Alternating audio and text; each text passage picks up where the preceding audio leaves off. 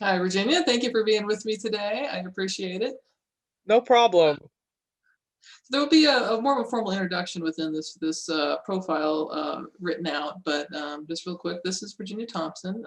She's a scientist. She is also an Aikidoka. She trains in Aikido, and we train together at Albuquerque Aikikai, which is a dojo here in Albuquerque, as the name would lead you to believe. So thanks for being with me, and thank you for answering these questions today. But I wanted to start off with, of course, like, what is your history in martial arts? I'd like to hear a bit about your background and why did you choose, of all the martial arts out there, why did you choose Aikido?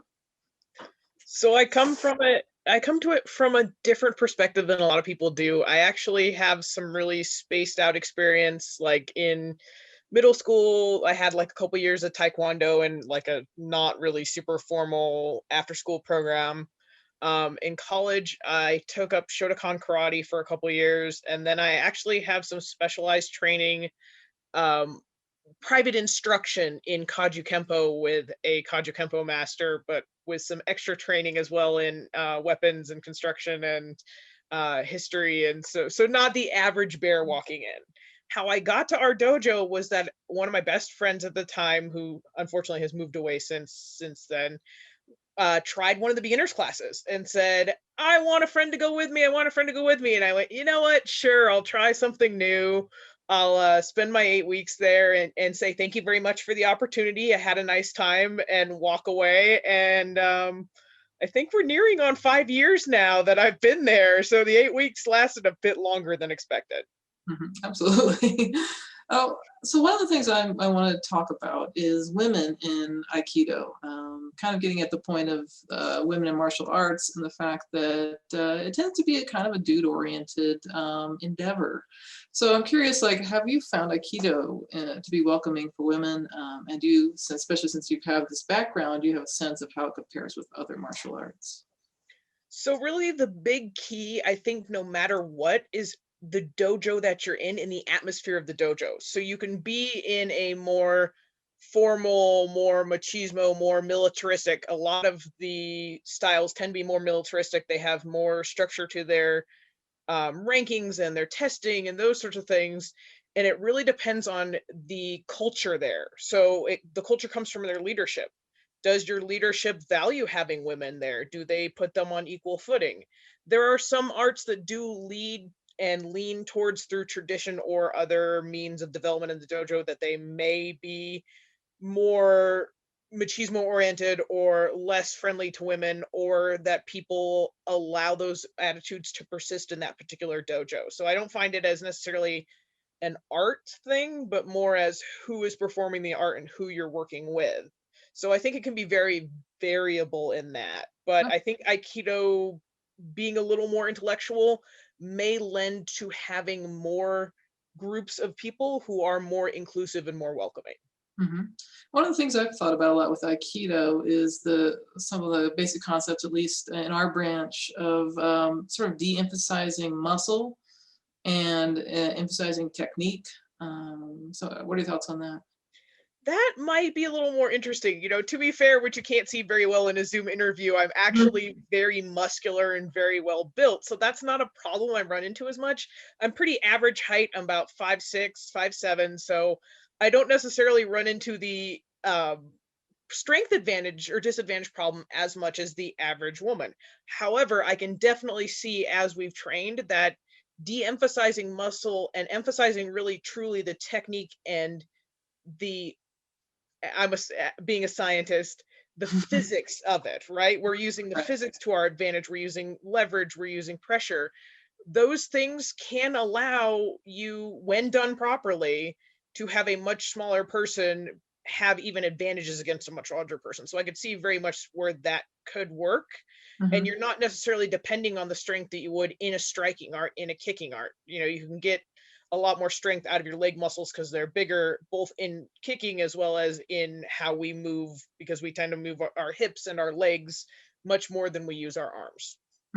Oh, good points. Good points. Well, that actually kind of moves in nicely to the idea of language in Aikido. So, was learning the lingo of Aikido challenging? Because there's quite a bit of vocabulary around it, especially since we are in a rather traditional Japanese style dojo.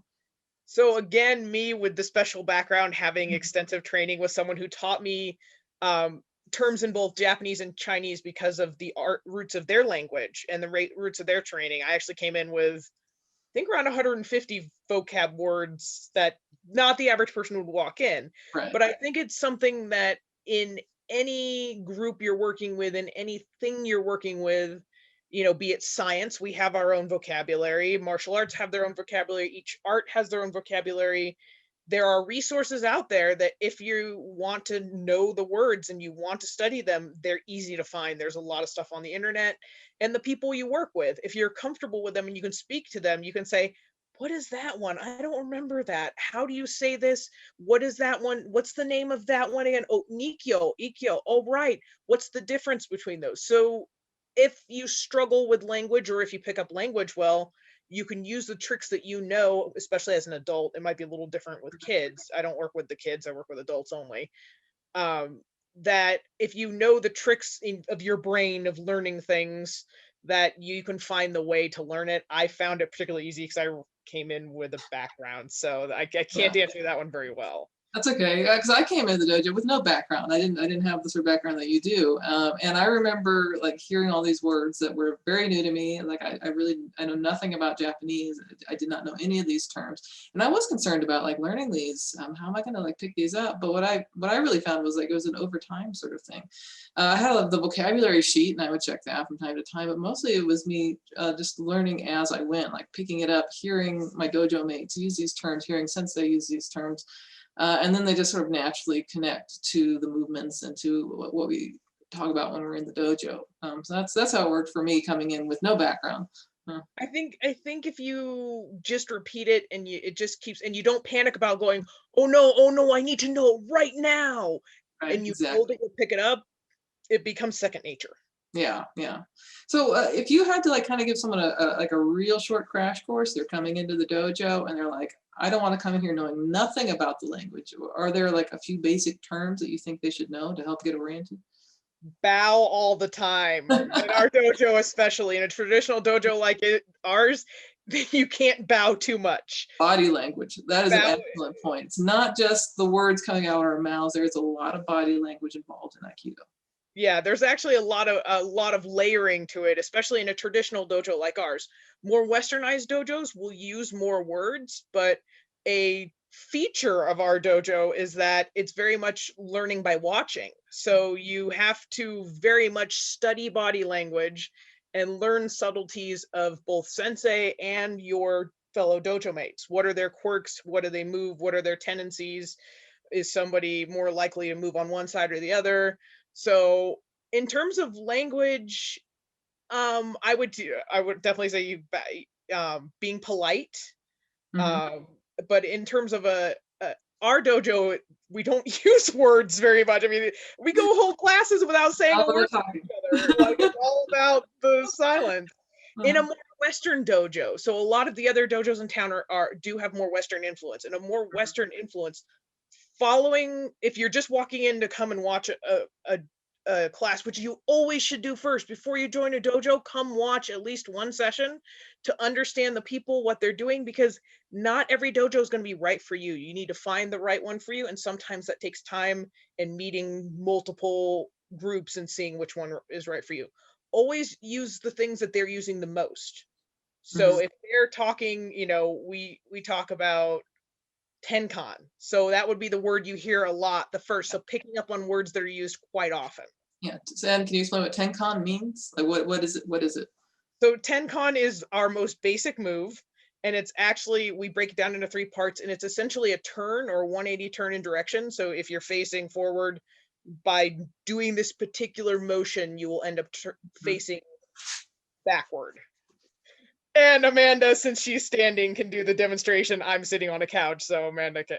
But yes, exactly. You go from facing forward to facing 180 degrees from what you are. And it's a very, very integral move that seems deceptively simple. Spend a lot of time working on Tencon. Yes, we do. Yes, we do. I think another one that might be handy for people would be actually kamiza. Can you explain what a kamiza is? That's true. Since you guys don't use so again, my language, I also was very lucky to be raised with my neighbors were half Japanese, and living in Seattle growing up, there was a lot of Japanese influence in my life. So these things come a lot more easy to me. The Kamiza is a very special place in any dojo, and particularly in a traditional dojo. We as practitioners set up, people call it a shrine, but I think in terms of Western culture, that's not a great word because people Yeah. put connotation on it. Hmm. But we leave gifts for the people who have come before us, and not, people who have passed on, our relatives, people who have trained before us. A lot of it is all about respect. It's not about this Westernist construct of a deity or anything like that. It's about Right. respecting those in the system before us and those who have passed on. So we Hmm. leave offerings, which traditionally are water, salt, and rice. But because we're in the great state of New Mexico, we actually add blue corn to our offerings. So we add extra offerings, which, of course, the mice seem to think is their offering, and we tend to find the mice have enjoyed them for us. Um, but there are also other symbolic things on ours. And then we are very lucky in that our sensei actually has a background in Zen Buddhism as well. So we actually have a dual kamiza. So he has his own setup to the left, and we have our setup to the right in the center. And it's basically a place that we bow to. It's considered like the front wall of the dojo. Kamiza meaning the front wall or the top wall. Um, and that's we face forward to that, we bow to that, we say thank you to that, because these people that have come before us in our lives and in our training help us become better people. Yeah, great explanation. So I've got one more term to throw at you, and my pronunciation, as usual, is not good, but onegaishimasu. Onegaishimasu. My language teacher, who again taught in a different one, told me that roughly translate to please teach me. So it's a way to show respect, in that in Aikido, so a lot of the striking arts, you can do things that are called kata, which is simply, this Mhm. is a form that I can do by myself and I can do it over, and it's that thing you classically see that's like hiya, and they're punching and they're going back and forth and their little lines. That's a kata. The kata tells a story in most of them, especially in the Chinese, very much they actually call them stories. So they actually talk about how they're fighting someone, or I dodged this spear and I did this and I blocked this punch. We actually are a paired art. We don't have kata. We actually work with each other. So we say onegaishimasu, please teach me, because you are learning from the person that is teaching you. So you learn from everybody. You learn from sensei, you learn from the person that just started yesterday, you learn from the person who's been there 10 years. Your opportunity to learn, which is one of the really things I really like about Aikido, is that you learn from everybody and everything, even if it's something very subtle. You will always learn something every day. Yeah, absolutely. And that's one of the reasons. I mean, I'm an assistant instructor, but I absolutely enjoy like work with someone on their first day just as much as working with someone who's been there 20 years longer than I have. I mean, I'm learning from everybody, and that is one of the philosophical underpinnings of Aikido and our dojo that I enjoy a lot. But let's keep it on this topic of language. How do you think outsiders, people who maybe aren't familiar with Aikido, would view us, like based on our use of language? That we're throwing around these Japanese terms, but we're quite clearly living in a Western U.S. culture. So in terms of our dojo, because I'm going to talk about our dojo versus a Yes. more westernized dojo, Hmm. our dojo is silent most of the time. It is I very mean, quick. we hit the mat in order to dissipate force, which is the easiest way to explain it. Make So it fun can of be us. very loud because you'll hear the mat go slap, slap, slap. But you won't hear people chattering very much. We are a very quiet dojo, and that's on purpose. That's part of our way of observing to learn. But in a westernized dojo, they do tend to use those terms a lot more. I think you can go multiple ways. I don't feel like I'm the typical person, so it's a little harder for me to explain it. But I think that people can go a couple ways and going, well, you're in the US. Why are you using all these foreign words? Why aren't you using English? Hmm. Part of that is goes back, in my opinion, to paying respects to where this has come from. These are things, Aikido is in particular. There are other arts that are from China and Korea and other places, and they use Korean and Chinese terms. It's paying respect to the people who developed this. Yes, we take it and we add our own style and we, make it different or make it better or change things, but this is where it comes from. If you are cooking and you get a cup of flour, you're still going to call it a cup of flour. You're not going to say you're not going to say I made it's a treble scoop of flour, right? You're not going to make up Mhm. a term to go with it. So having this basic understanding in these basic terms allows us to speak to other practitioners Mhm. around the United States and in other countries. Aikido is worldwide. There's even, I think the only continent that probably doesn't have anything is Antarctica. I mean, I think they're a little limited, but I Mhm. mean, I know for a fact they've got every other continent. They've got some sort of Aikido practitioners there, and our language allows us to speak with someone in South America who may not necessarily speak English, but they will know what Nikyo is. They will know what Kotagaish is. They will be able to understand that Kotagaish means, oh, your arm is going this way. Mhm. And yeah, exactly. It actually gives you its own language that's more universal than you expect. But walking in, you're going to go, who are all these people? What are these strange words? Why are you using these strange words? But again, with the familiarity, if you stick with it and you pick a dojo, they'll become part of your language too. Mhm. Great. That was a good discussion of that. I appreciate it. So you had mentioned earlier you had suggested that if somebody's interested in not just Aikido, but any martial art, that it's very the atmosphere of the dojo is very important. And so that was a great tip for new people. So I'm wondering if you can maybe give tips for like bringing in more women. Our dojo, I feel like, is a little unusual in that we tend to have a lot of women in our dojo, which I don't always see in other dojos. So any tips for women who might be interested in Aikido or really, kind of getting into martial arts or something like this? So I agree. Having been around, we are very lucky to have, I think on roster, we're like 40 to 50% on roster alone, women.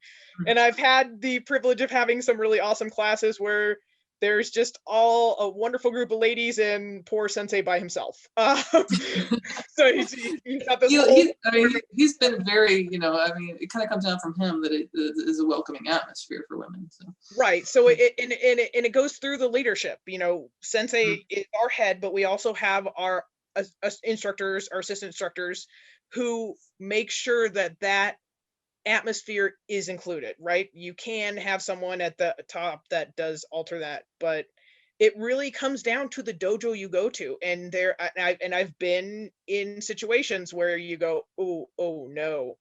And I think it's truly in the leadership, no matter what you're doing, because I've worked with private stuff, and the private one I worked with, he ran his own dojo, which also had, for what it was, a fair amount of women. And it's, again, you have to have the right atmosphere. You have to have where people are willing to interact, where people are willing to be friendly, people are willing to respect that there are differences, that someone Mhm. may be much smaller or much weaker, and not necessarily look down on that for them, Mhm. on them for those traits. Um, no matter the human, um, male, female, NB, whatever, when you go to look at any martial art, you need to make sure that that dojo is the right place for you.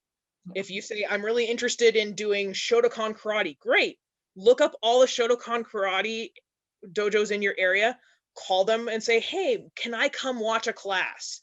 Go talk, watch a class, talk to the people, talk to them before and after, see what they get, the feel of the dojo, see what they say about their dojo. People who are happy at their dojo, and this applies to a lot of other things, but we're talking about dojos right now. Mhm. People who are happy with where they are, it will show. You will be able to see that they are happy. You will see that they enjoy what they do. They will come up and talk to you about what they do and how much they like it. You will be able to feel the atmosphere and the difference in it. I will fully admit that our dojo is really a unique place because you don't necessarily find 70-plus-year-old Japanese guys in Albuquerque very often, and truly a, like, be quiet and watch dojo. But on the other hand, it has such advantages if that's the right atmosphere for you. And it's not the right atmosphere for everybody. Yeah, We don't yeah. have belt ranks, right? We don't have Mhm. colored belts. Some Mhm. people, they need that incentive, and that, uh, if you can't handle just wearing one belt for pretty much the whole time until you switch over to the other one, Yeah, our dojo's just not the right place for you. I mean, yeah. you have to find, no matter the art, the right place for you. And don't worry if the first one you go to or the second one you go to, if that's not the right one, that's okay. Keep looking. Try, if that's not the art, try to find a different version of the art. There's Shoto Ryu, so if you're doing a striking art, look around and look for the place and let it, I don't want to say let it come to you because that seems like really philosophical, like our kind of, but you'll find it. Just don't expect it to be the absolute first one you walk into. Because like I said, this is like my fourth art.